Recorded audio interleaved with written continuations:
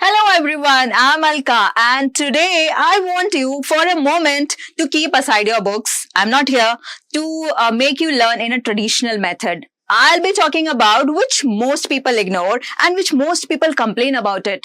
So, something you might be seeing behind me, right? What it is. You can see, if you imagine, I want you to imagine that you being going to a lakeside or a pond after a rainy season. So what do you observe there? You observe some slimy green thing floating on water bodies or even on moist stones. They are present. But some people seeing that will think, yuck, what it is, it's so dirty, right? But being a biology teacher, I would say that it's not a pond scum. It's just not a pond scum.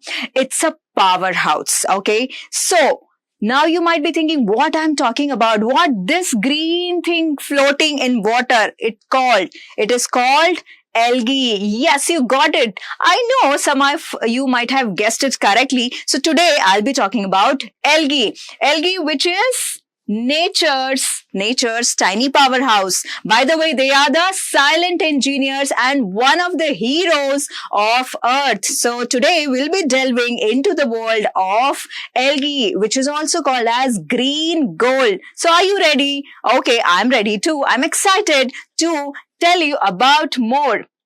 So today we will not be learning in a traditional method. Okay, students? So first of all, I would like to ask you, what is algae? Do you know what is algae actually? So algae, basically, they are like plants, right? They look like plants. See, if you see here the image also, from the image, you might be thinking, okay, they are green structures, but they are not looking like plants. But actually, they look somewhat like plants and they do not have actually the true roots, true stems and the true leaves, okay? So they have got a thalloid-like structure, okay? And they are simple, very simple, and they are mostly present in water, or they mostly dwell in water. Apart from that, where they are present, you can see on the walls, that is the moist stones, on the soil. Yes, so algae, they are not living in water itself, but apart from that, they are also found on moist stones and moist walls, okay, even in soil, okay. So, and the surprising thing, they can make their own food. That is, they are autotrophic in nature, okay. So, by the process of photosynthesis, they can prepare their own food. Now, they don't have true roots, yes, which I have told you. So, they are having what? They are having a thalloid-like structure. Now, I'll be telling you the shape. So, how they look actually. So, they range from microscopic forms. Can you see behind me? See how these are the microscopic forms. Yes, now you can see, I know, but from a naked eye, you can't see this kind of structures, okay? So, from microscopic forms, they range to the giants seaweeds, and these are known as kelps, okay? This is a brown algae. Now, you might be thinking, see here, you are seeing the green algae, right? But the next slide, I'm showing you the brown algae. So you might be thinking that what is its real color? Yes, I'll be coming to you. I'll be coming to that as well. So basically, algae, they have got three colors, okay? They are divided into three groups based on their pigments present, okay? That is Chlorophyceae, which are green color, Rhodophyceae, which are red color, and Phaeophyceae, which are brown color, okay? So now, I'll be telling you why they are important, but what role do they play? Now, in a beginning, I might have told you that they are the real heroes, okay? They are the heroes of a plant. They are the silent engineers. They are the tiny powerhouse. Now, why did I told you so? The question is why. So, here I'll be telling you the answer why they are important. See, they produce a huge amount, okay? They're producing the huge amount of oxygen through photosynthesis, especially the microscopic algae, which are very tiny, but have got a mighty role, okay? Their importance is mighty. They are tiny, but their importance is mighty. Tiny but mighty, okay? So, especially through microscopic marine algae, which are called phytoplanktons, okay? So, phytoplanktons, they produce a lot of oxygen, okay? So, they are also called as, by the way, they are the oxygen oxygen factories. Yes, tiny oxygen factories they are. Then they are the lungs, and that's why they are known as the lungs. They are the lungs of the ocean, supporting the entire aquatic world. They are supporting. So from the smallest, and they also support, by the way, they are supporting aquatic world by providing oxygen, not oxygen, but they are also serving as the food. So they are forming a base of a food chain from the smallest shrimp to the largest blue whale. Okay, they are depending on these algae for the food.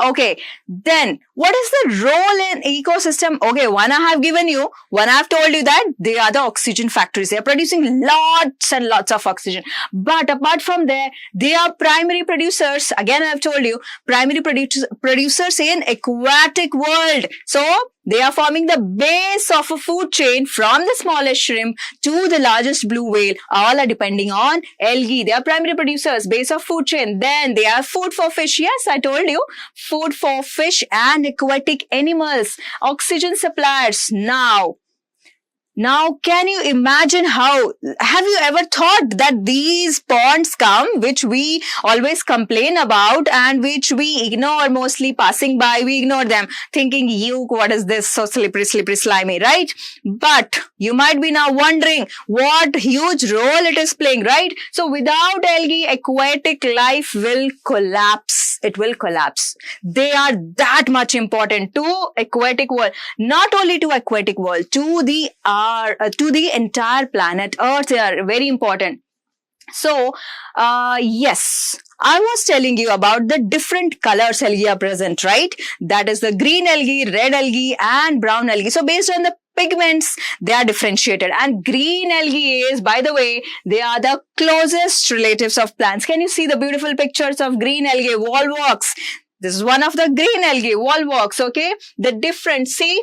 They also have got the chlorophyll structure in them, and that's how they can prepare their own food via the process photosynthesis. So that's why green algae are considered as the closest relatives of plants. Then we have got brown algae also, and in brown algae we have got the giant seaweeds that are known as kelps. Okay, so brown algae are the big seaweeds you may see on oceans, right? These are the seaweeds, biggest seaweeds, brown algae, kelps. Okay, then we have the red algae also. See how beautiful it is looking. Red algae, correct. So they can survive deeper because they absorb blue light. Now they are found in the deepest level of oceans, and they can survive this deeper level because they are absorbing the blue light. Okay, dear students. So can you see the different types? All are the different types of algae. How beautiful it's looking. See, but when we see with our naked eyes, they just look like some cluster of a slimy substance, right? But when you see their structure, it is so beautiful. See, all are different shapes and sizes. See how much is the variety present in algae itself. All different shapes and sizes. Now, let's come to the real world applications of algae. Okay, what are the real world applications? Let's see. And I know you will be amazed. You will be surprised to know its real world applications. Okay, so have you ever wondered why your ice cream, now one question for you, my students, is, have you wondered why the ice cream is so smooth? Have you wondered, or you're just busy eating that? Okay, if you're not wondered, I will tell you why the ice cream is so smooth and it doesn't turn just into a block of ice. Now, the reason is this algae. So, hydrocolloids like algin from the brown algae. Now, you might be getting an answer. Some of you, even if you didn't thought of this question, I'll I'm giving you this question, and the answer also I'm giving you. So the answer is hydrocolloids like algin, which is obtained from brown algae. So this is a substance which we are obtaining from brown algae, and carrageen from red algae. So carrageen is a substance which we are obtaining from red algae, then algin from brown algae. So these are the substances which are used in the manufacturing of ice creams, and these substances hold water. Actually, they hold water and they create the creamy texture which you have seen. I know, see, the ice cream is here also there. I know it's very much tempting, but I hope now you might have, your perspective might have got changed. Now you won't be looking to ice cream just as ice cream no more. Now you know the reason behind that smoothie texture. So whenever you will be eating your ice cream, you might be remembering this algin and carrageen, which are obtained from the algae, and they are used for making that smoothie texture of ice creams. Yes, dear students? Okay. Then, what is the use of red algae? See, in labs also. So algae doesn't stop there, okay? The role of algae doesn't stop here.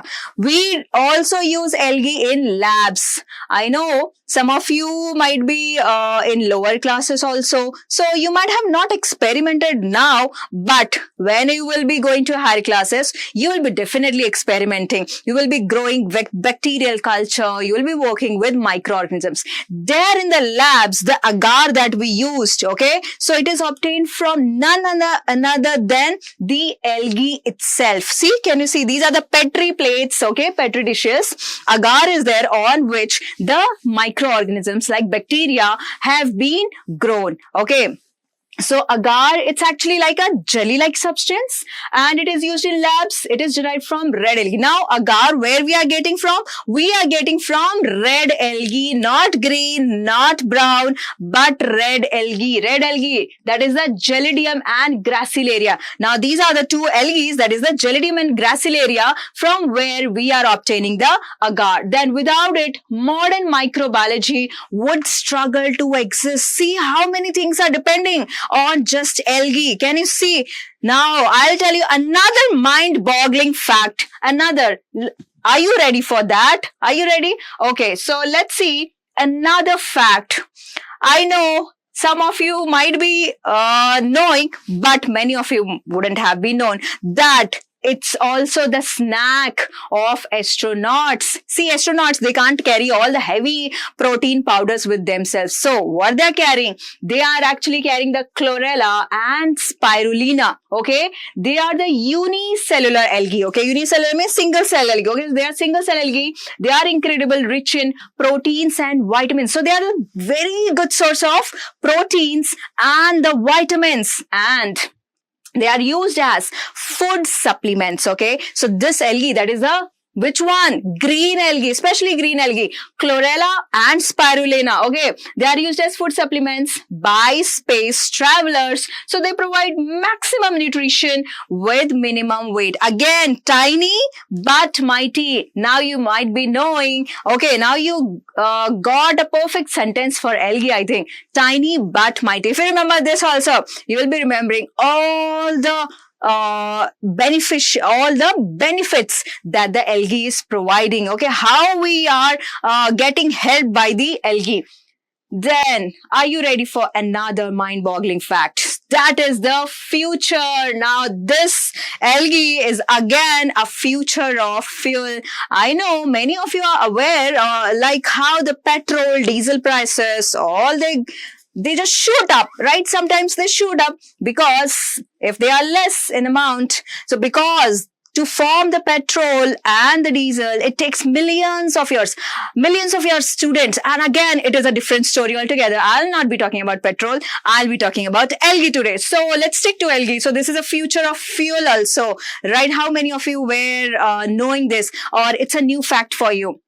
I think you might be not ready for this fact, but yes, this is a future. Okay, so unlike fossil fuels, algae-based fuel is carbon neutral, and that is actually very economical, and it is friendly, nature friendly. It is actually this algae is actually nature friendly. So future vehicles may run on algae-based biofuels. and it is a renewable energy. Students, then again where it is used? Okay, cosmetics. I know, boys. Yes, you also use shampoos, right? If you're not using creams, but you also use shampoos. So everyone use in our daily life the cosmetics like creams, shampoos. So how many of you might be knowing that what we are using? Algae, they are still present in our shampoos and creams also. Now, when you apply shampoo, I know this thought will pop in your mind. Okay, that algae is also present in shampoos and creams. Okay, so are you seeing now what is the huge role that these tiny organisms they are playing right now? Let's talk about the dark side also. Yes, a hero is there. So these, yes, no doubt that algae are a hero. But hero have got some disadvantages also, right? We as a humans also, we have good qualities and in us, we have got the bad qualities, right? So I'll be talking about the dark side of algae now. All the good side, you know, but there is a dark side also. And let's see how this dark side is there. So now the question is algae really a hero? Is it a hero or a villain? Let's see.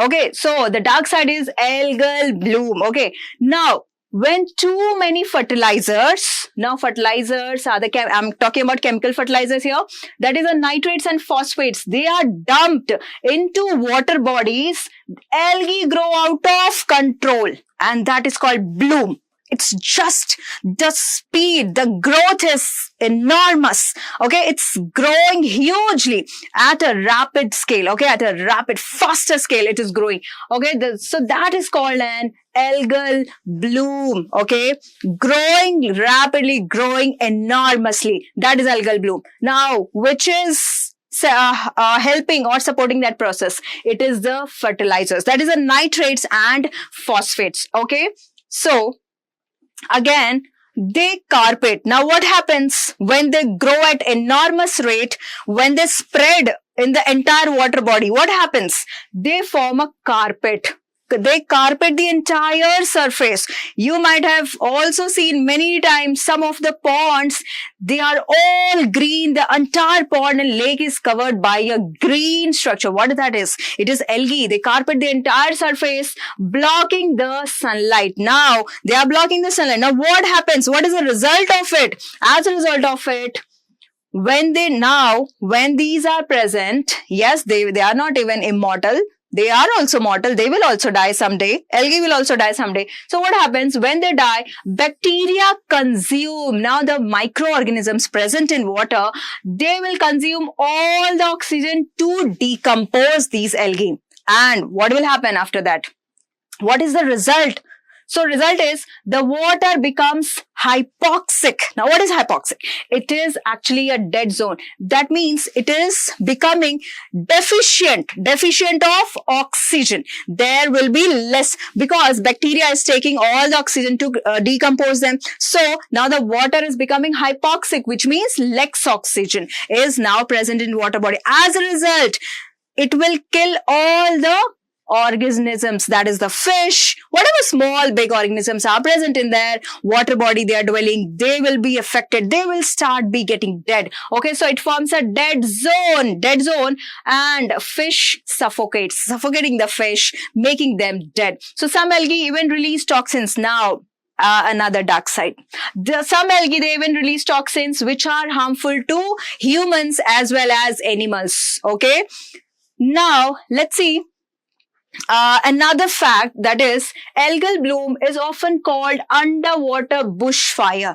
Now this is another term which is given to algal blooms. Why so? Let's see. So they are becoming a frequent and serious issue across India's vast coastline and freshwater system. So they are actually underwater bushfires. Why? Because they are growing at rapid rate and they are taking a form of bloom. They are blooming, like they are carpeting the entire surface. That's why they are also called as underwater bushfire. Okay, now what is helping them? What is helping or what is thing that supports the algal bloom? It is one of the factor is, I told you, it is fertilizers. Another factor is the rising of the sea temperature, and nutrient pollution, like, yes, even sewage and fertilizers. Okay, so they are also helping that algal bloom. Okay, then these blooms can take over an ecosystem in days. They don't take years to bloom, to spread across the water body. They don't take years. Within days they will be spreading all over the water. That is spreading all over the aquatic water bodies. Then where are these located in India? If we see in our country itself, okay, now we are not seeing into world. We are first taking our homeland, our country. Okay, so let's see.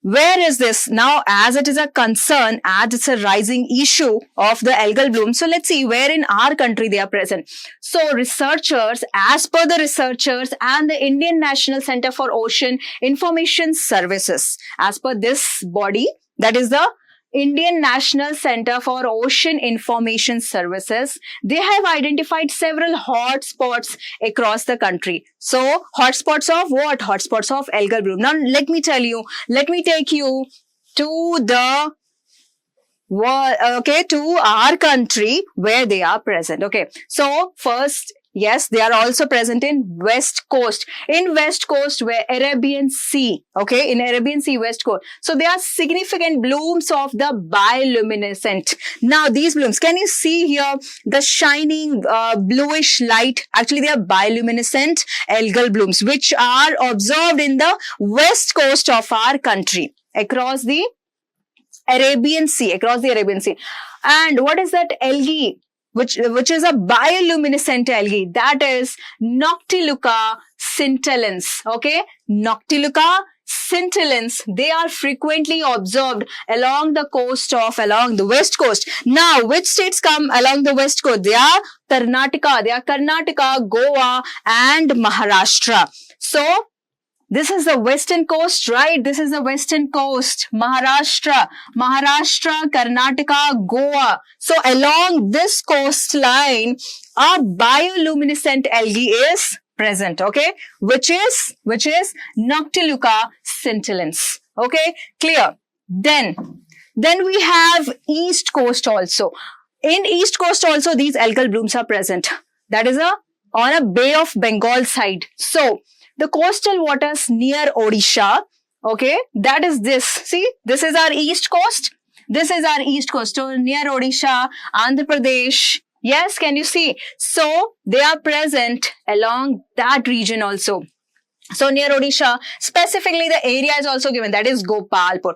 Gopalpur in Odisha, that is a Gopalpur sea beach, okay, and Andhra Pradesh, they are also prone to these algal blooms, okay. So now often they are linked to nutrient-rich runoff from major rivers. Now what is causing this algal bloom in this sea coast or the coastal belt of our country? What is causing? It is this nutrient-rich runoff. Okay, that is the fertilizers, the water-rich in fertilizers, okay, and the sewage and again the temperature. Even the temperature is helping for the algals to bloom, to flourish, right?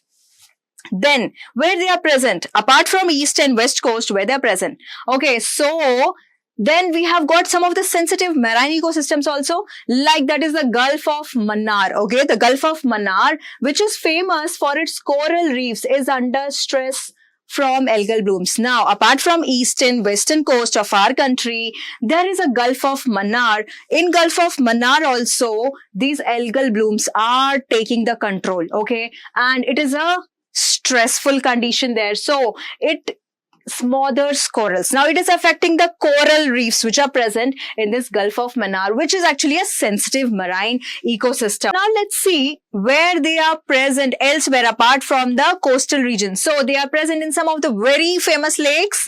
That is the Chilika Lake of Odisha. It is present in Odisha. Now, this is Asia's largest brackish water lagoon which faces the seasonal risk. Now it is also facing that is during more often during the rainy season. It is facing the risk of algal bloom from that toxin producing algae. Okay, then apart from this Chilika lake, there is another lake in Assam which is the Deepore lake. Okay, Deepore wheel, which is also affected by algae. So this Ramsar wetland recently suffered. Now this is a lake which recently suffered from toxic blooms. See, from toxic blooms that reduced oxygen levels and threatened the migratory birds and the local fisheries. So apart from coastal regions, they are the major lakes which are getting affected. Then let's see some of the other lakes also. These are not the only lakes. We have got all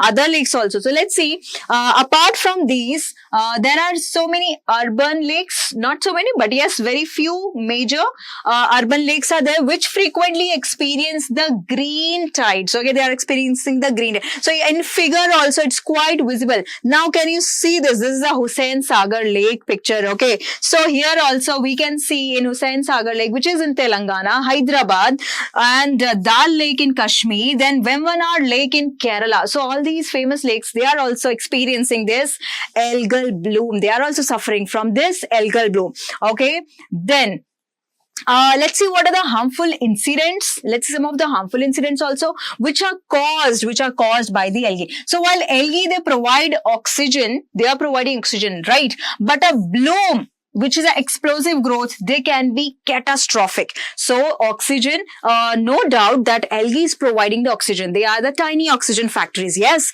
But they, when there is a explosive growth of algae, that is an algal bloom, then we can see the catastrophic consequences of algae. Okay, dear students, then let's see some of the dead zones. So when a massive bloom dies, that is a algal bloom, when they die, bacteria use up all the dissolved oxygen in the water to decompose the algae. And as a result, I told you, the fish and other organisms, that is aquatic organisms, they suffocate and they die. Hence, it is called as dead zone also, because it is causing, the algal bloom is causing the other organisms to die out of the deficiency of oxygen. Okay, then this creates hypoxic, yes, oxygen depleted zones where fish and other marine animals, they literally suffocate, and the huge amount of fish, they die.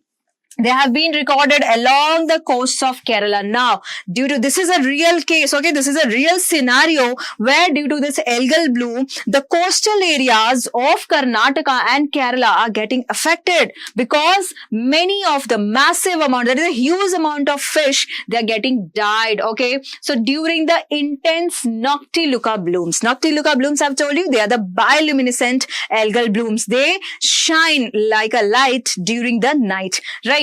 So, they are affecting the fisheries. Now, let's see what are the other effects, harmful effects of algal blooms. So, shellfish poisoning in humans. Now, what happens here is, certain red and brown algae, they produce potent neural toxin. Now, neural toxin are the toxins which affect the nervous system, which target the nervous system of animals, right?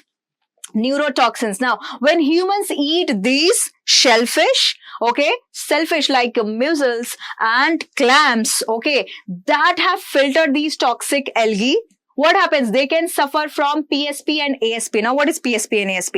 PSP is paralytic shellfish poisoning. PSP stands for paralytic shellfish poisoning. ASP stands for amnesic shellfish poisoning. Now, what happens in PSP? Here, it can lead to numbness. Okay, numbness, that is, you will not feel anything. Okay, it can lead to numbness, then respiratory arrest, and even death in most critical conditions. Even death it can cause. Okay, then ASP, what is amnesic shellfish poisoning? It causes permanent short-term memory loss.